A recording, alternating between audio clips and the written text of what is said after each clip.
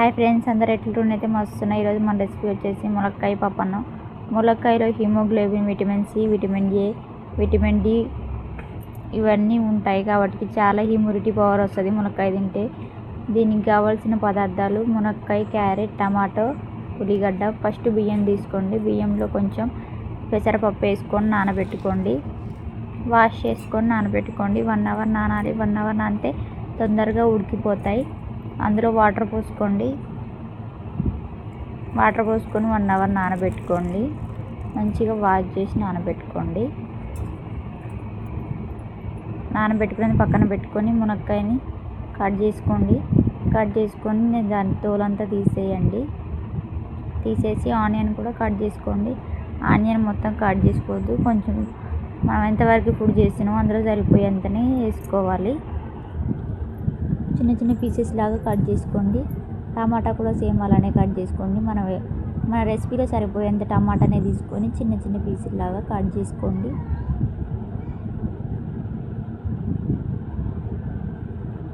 చిన్న చిన్న పీసెస్ లాగా కట్ చేసుకోండి, తొందరగా ఉడికిపోతాయి. కట్ చేసుకొని దాన్ని కూడా పక్కన పెట్టుకోండి.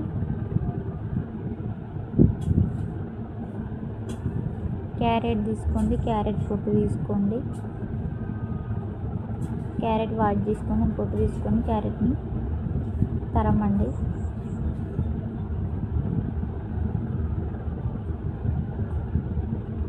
తురమడం అయితే అయిపోయింది. అది పక్కన పెట్టుకొని గ్యాస్ స్టవ్ వెలిగించుకొని గిన్నె పెట్టుకోండి. అందులో కొంచెం ఆయిల్ పోసుకోండి. కొంచెం జీలకర్ర వేసుకోండి. చేతులతో నలిపి వేయండి, లేకపోతే కచ్చపచ్చగా దంచేసుకోండి. తొందరగా డైజెషన్ అవుతుంది. ఉల్లిగడ్డ ముక్కలు వేసుకోండి, కలుపుకోండి. పసుపు వేసుకొని కలుపుకోండి. తర్వాత మునక్కాయ ముక్కలు వేయండి, కలుపుకోండి. మునక్కాయ ముక్కలు మంచిగా ఫ్రై చేసుకోవాలి, పచ్చివాసన పోయేలాగా. అలాగే టమాటా ముక్కలు కూడా వేసుకోండి. తర్వాత క్యారెట్ తురుము కూడా వేసుకోండి. బాగా ఫ్రై చేయండి. మునక్కాయలు పచ్చివాసన పోయేలాగా బాగా మునక్కాయలు వేగిపోవాలి.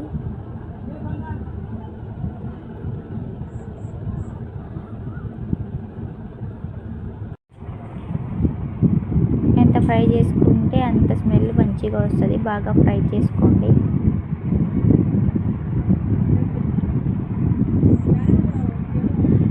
నైన్ మంత్స్ 8 మంత్స్ నుంచే స్టార్ట్ చేయండి ములక్కాయ పెట్టడం.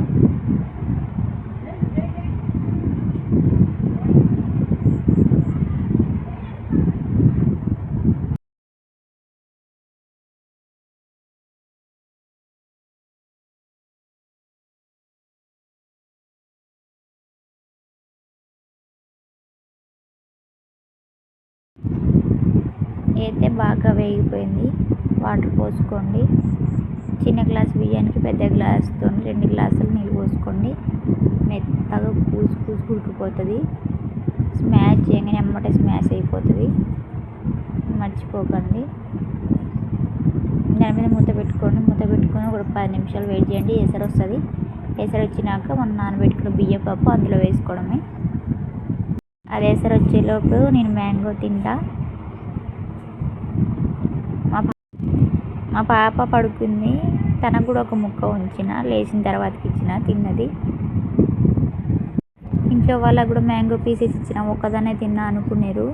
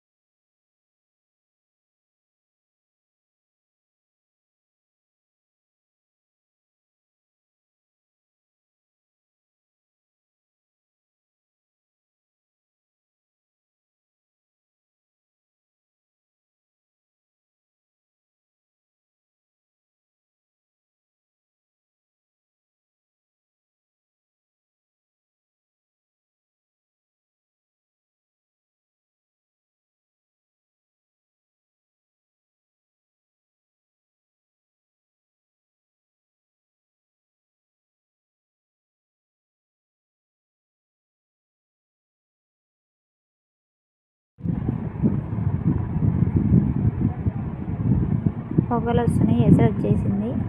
మూత తీసుకోండి. ఎసరు అయితే వచ్చేసింది. నానబెట్టుకున్న బియ్యం పప్పు తీసుకొని అందులో వేసుకోండి.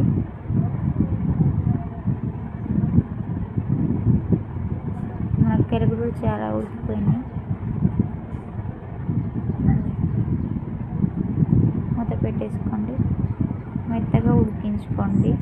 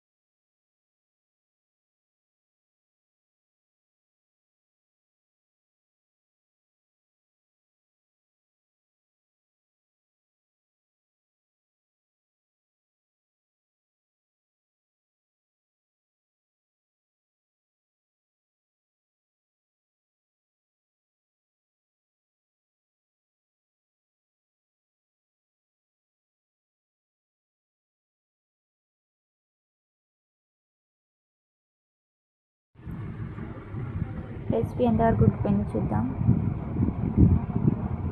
కొంచెం ఉప్పు వేసుకోండి. 1 ఇయర్ పిల్లలు అయితే వేసుకోకండి, 1 ఇయర్ దాటిన పిల్లలు అయితే వేసుకోండి. అట్నే కొంచెం కారం కూడా వేసుకోండి. 9 months నుంచి కొంచెం కొంచెం కారం వేసుకుంటూ రండి, లేకపోతే అసలు కారమే తినరు. మూత పెట్టుకోండి, మెత్తగా ఉడికించుకోండి.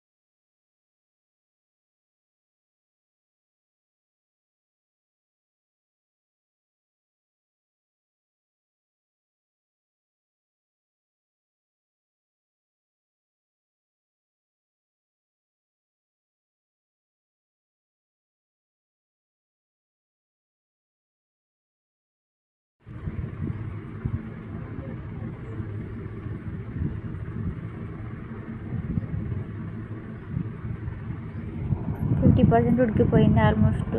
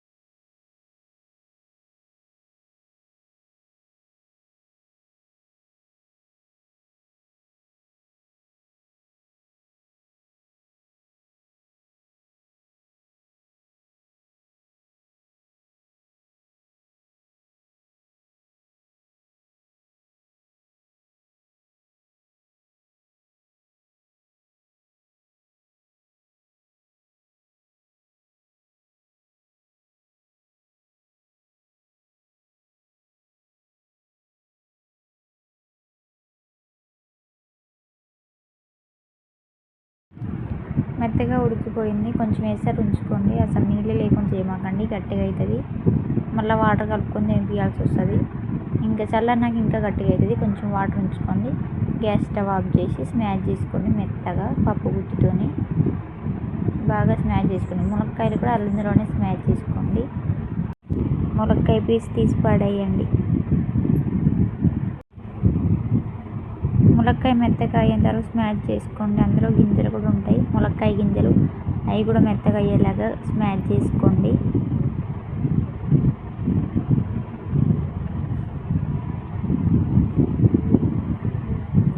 మెత్తగా కూస్ అయ్యేలాగా స్మాష్ చేసుకోండి.